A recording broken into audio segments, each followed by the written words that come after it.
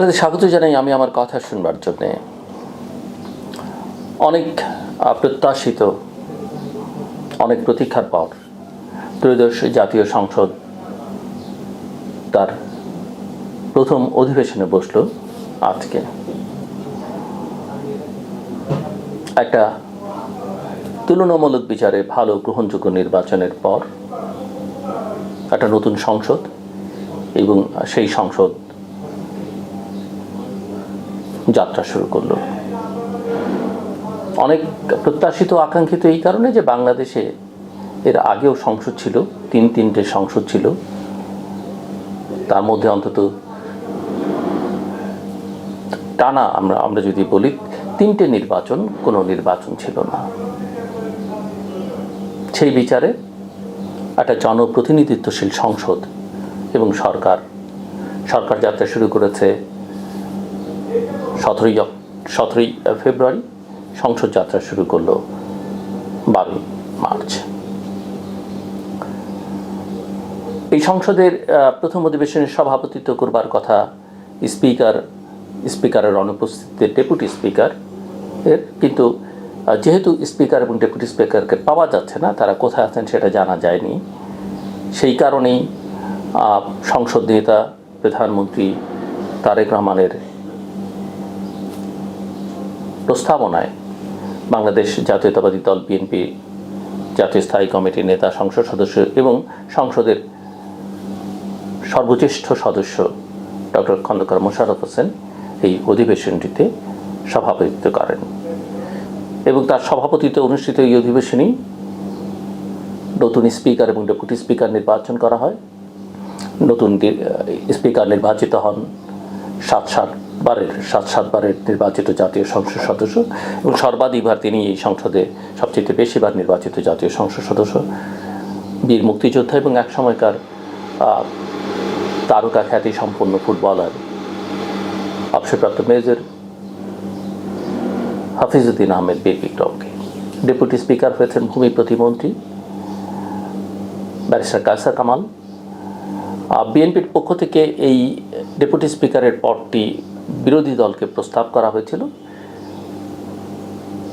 এবং বিএনপির যেটা অঙ্গীকার এক সময় ছিল, কিন্তু জামায়াতে ইসলামী সেই প্রস্তাবে সায় দেয়নি। তাদের বক্তব্য হচ্ছে, তাদের চাওয়া হচ্ছে প্যাকেজ হিসেবে তারা সব কিছু চায়, অর্থাৎ যা তাদের প্রাপ্য সব একসঙ্গে করতে হবে এবং একসঙ্গে তারা যা চান, যে দাবিগুলো আছে, প্রস্তাবনাগুলো আছে, সেগুলো তাদেরকে দিতে হবে। এর মধ্যে কিছু অবাঞ্ছিত চাওয়াও তাদের আছে, যেমন সম্প্রতি আপনারা পত্রপত্রিকায় দেখেছেন যে জামায়াতের আমিরের যিনি পররাষ্ট্র বিষয়ক উপদেষ্টা, তাকে মন্ত্রীর মর্যাদায় দিতে হবে।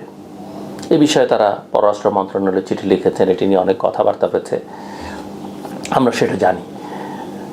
সো যে কথা বলছিলাম যে স্পিকার ইতিমধ্যেই বাংলাদেশ জাতীয়তাবাদী দল থেকে, দলের স্থায়ী কমিটির সদস্য পদ থেকে পদত্যাগ করে স্পিকার হয়েছেন ব্যারিস্টার কায়সার কামাল, আর মন্ত্রী নেই। আজকেই নতুন একজন মন্ত্রীকে শপথ পড়িয়েছেন রাষ্ট্রপতি শাহাবুদ্দিন আহমেদ, বিএনপির টাঙ্গাইল থেকে নির্বাচিত জাতীয় সংসদ সদস্য এবং বিএনপির vice chairman advocate Ahmed Azam Khan মন্ত্রিসভায় নতুন মন্ত্রী। অনেক জল্পনা কল্পনা ছিল কে মন্ত্রী হবে, কে স্পিকার হবেন, কে ডেপুটি স্পিকার হবেন। সেই জল্পনা কল্পনার একটা অবসান ঘটল এই অধিবেশনে। আমরা সংসদ নেতার বক্তব্য শুনেছি, বিরোধী দলের নেতার বক্তব্য শুনেছি।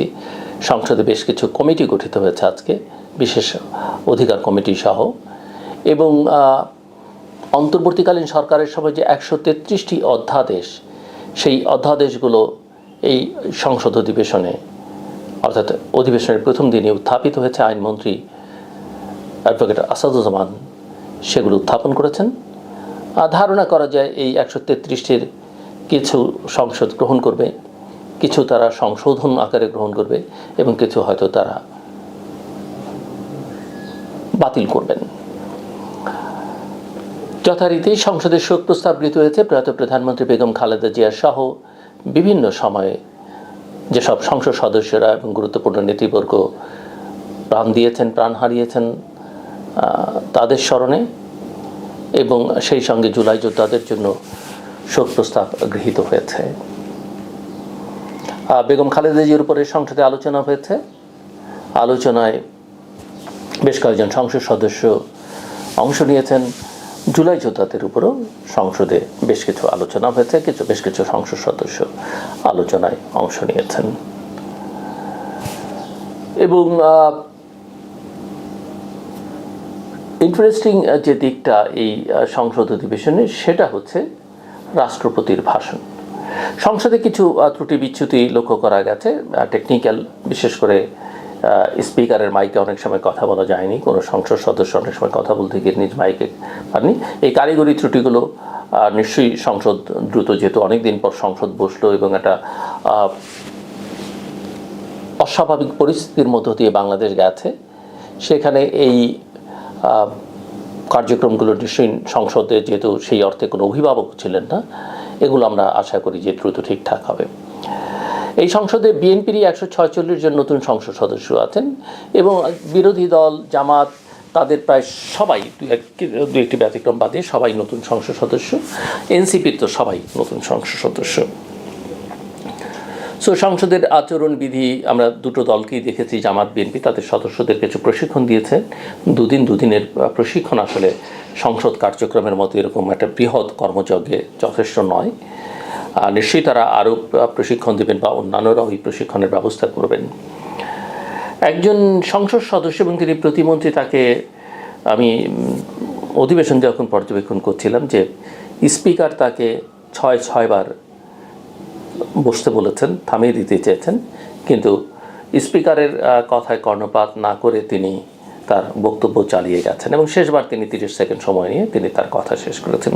এবং তারপরেই স্পিকার সংসদ সদস্যদের উদ্দেশ্যে বলেছেন যে কার্যপ্রণালী বিধিটা তারা যেন মনোযোগ দিয়ে পড়েন এবং স্পিকার যখন কাউকে বসতে বলবেন তার আসলে দাঁড়িয়ে থাকবার কোনো সুযোগ নেই, বক্তব্য রাখবার সুযোগ নেই।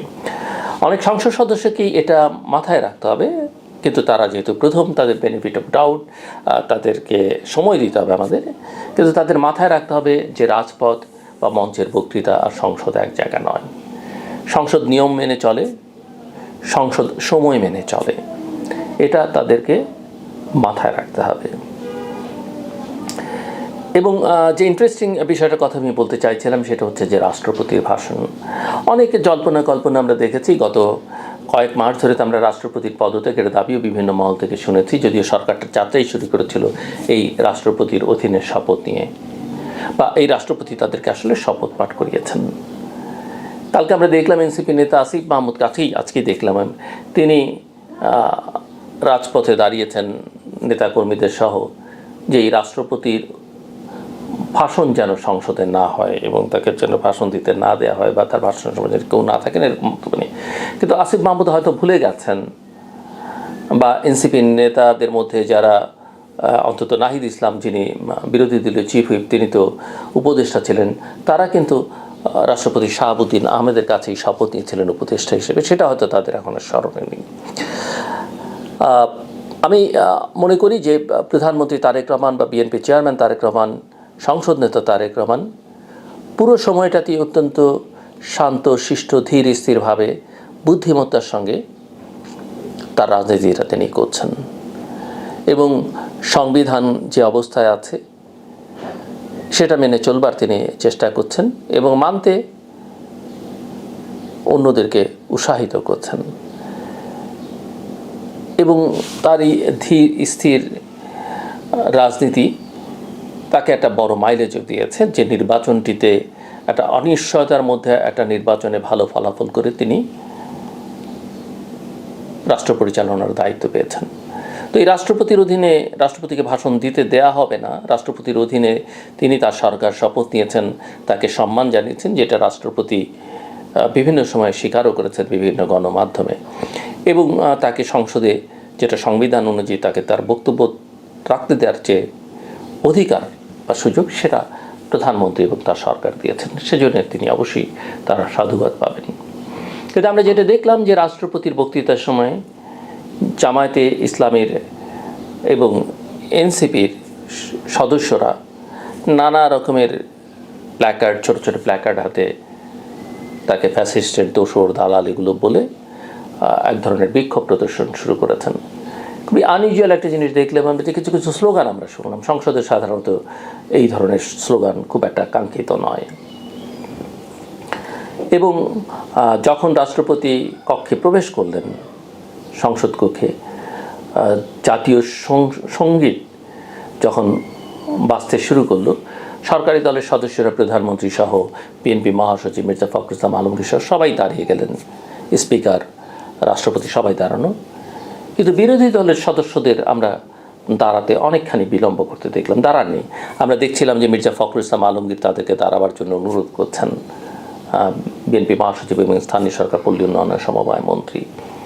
শেষ পর্যন্ত তারা দাঁড়িয়েছেন, তবে খুব উৎসাহের সঙ্গে।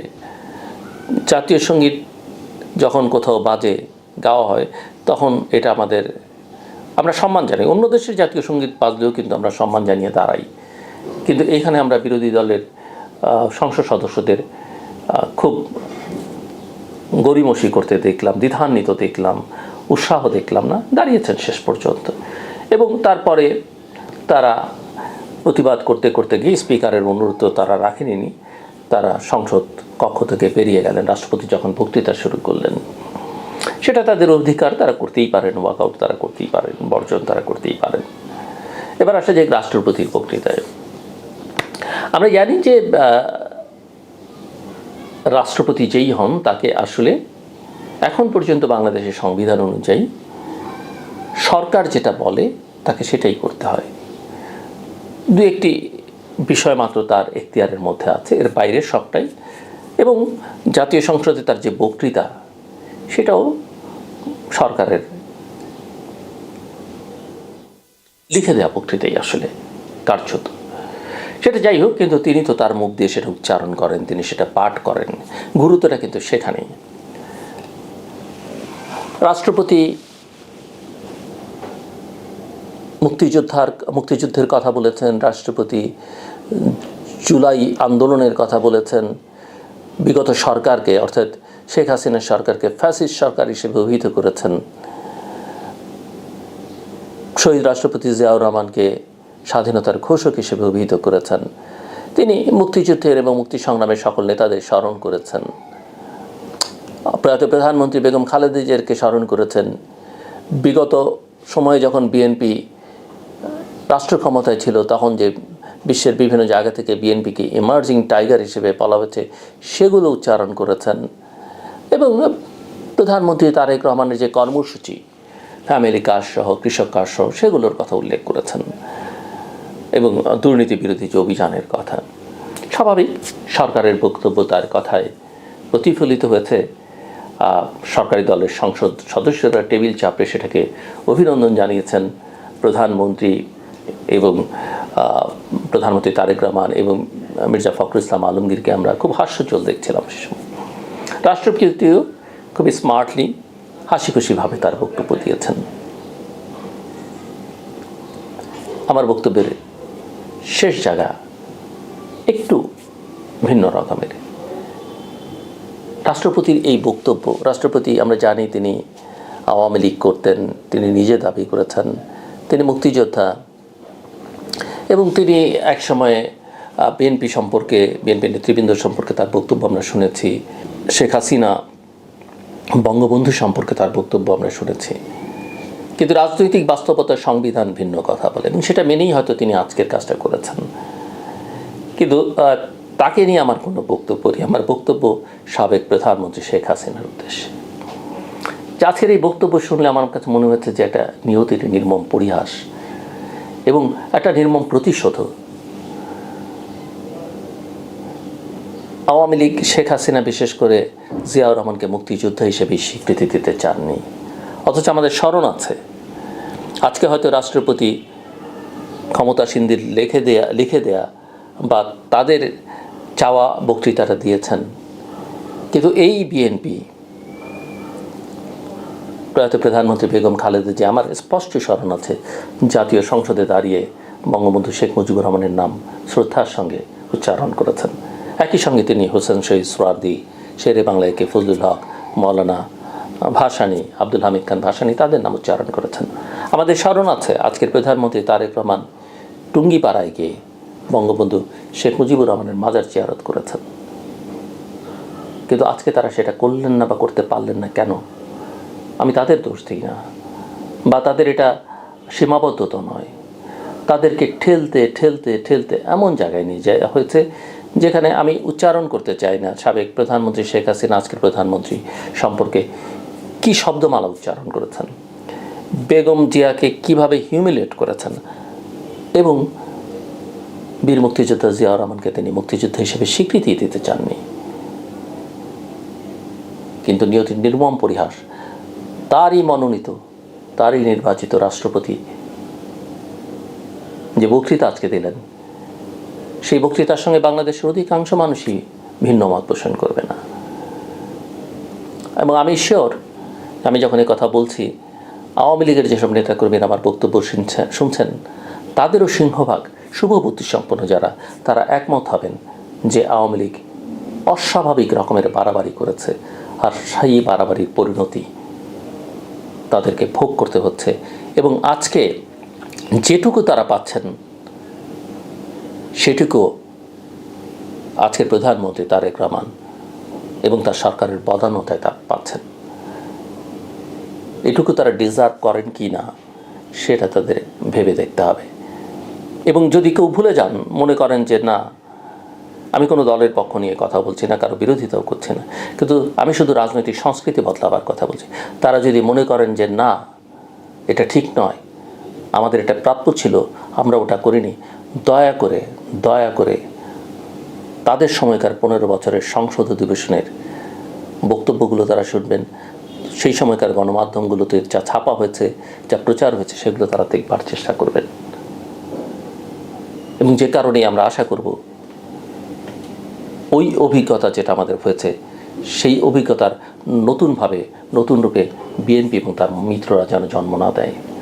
এবং সেটা হলে কি পরিণত হয়, সেটা তারা অতীত ইতিহাস থেকে, একদম নিকট অতীত থেকে তাদের শিক্ষা আছে। আমরা দেখছি এবং বিশ্বাস করছি যে প্রধানমন্ত্রী ভিন্নভাবে চলবার চেষ্টা করছেন। যে ধরনের প্রধানমন্ত্রী আমরা দেখে অভ্যস্ত, যে ধরনের রাজনৈতিক নেতা দেখে আমরা অভ্যস্ত, নেতাদের মুখে যে ধরনের কথা শুনে আমরা অভ্যস্ত, প্রধানমন্ত্রী সেখান থেকে একেবারেই ভিন্ন পথে হাঁটছেন, ভিন্ন পথে নিয়ে যাবার চেষ্টা করছেন। এবং এটাই বাংলাদেশের তরুণ প্রজন্মের চাওয়া, যে তরুণ প্রজন্ম জুলাই অভ্যুত্থানের মতো একটা অভ্যুত্থান ঘটিয়েছে, এটাই তাদের আকাঙ্ক্ষা। এবং আমরা আশা করি যে এই জায়গায় প্রধানমন্ত্রী কঠোর থাকবেন এবং ধীরে ধীরে তার ভেতরকার যে কষ্ট আছে, রাগ, অনুরাগ, ক্ষোভ, বিরাগ, সেগুলো থেকে তিনি অনেকখানি মুক্ত করেছেন নিজেকে। তারপরও নিশ্চয়ই মানুষ, আমরা প্রত্যেকে কষ্ট, রাগ, ক্ষোভ থাকবে, সে তার থেকেও বেরিয়ে এসে তিনি যেটা ন্যায্য, যিনি যেটা হওয়া উচিত, যার যেটুকু প্রাপ্য, ভুল ত্রুটি সবার হয়, অন্যায় সবার হয়, কিন্তু তারপরও অন্যকে সম্মান দিলে নিজের সম্মান বাড়ে, এটা যেন